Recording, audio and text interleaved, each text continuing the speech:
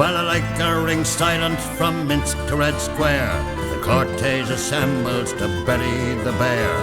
Nadia Rostropovich looks on in despair with Irina, Katrina and Olga. And quietly remembering her brother Ivan, shot in the back in Afghanistan. The Stalinist purges the snowy white grave that claimed Boris, Dmitri and Igor.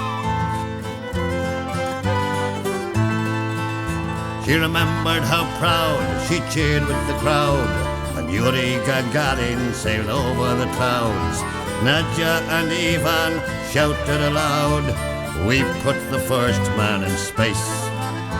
But that was before the feared KGB put a question mark over her own loyalty. To keep an eye on her comrades, 1, 2 and 3, Irina, Katrina and Olga. And poor Uncle Vlad, whom the doc declared mad for refusing to leave his beloved Leningrad. She stood in the doorway, tearful and sad, when they frog-marched him off to the Gulag. He took a last look at his own native hills, where grew the red dogwood and wild daffodils. The look on his face is haunting her still, Comrade Nadia Rostropovich.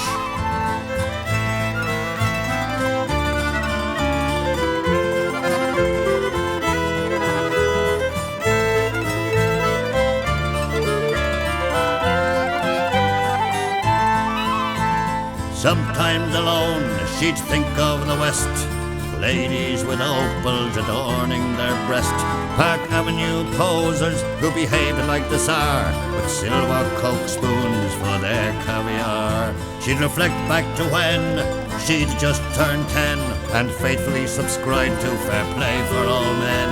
But 70-odd years of Bolshevik dreams had worn down her pride and left her no means to cope with her own disillusions. If Trotsky and Engels saw the Dakas and Zills, the Politburo boys with their hands in the till, the bear was long dead before he got ill. Was it the cure or was it the fever?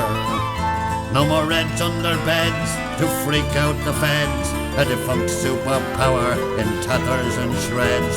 The marks left by Karl leave them queuing for bread in the Caucasus, Baltics and Ural.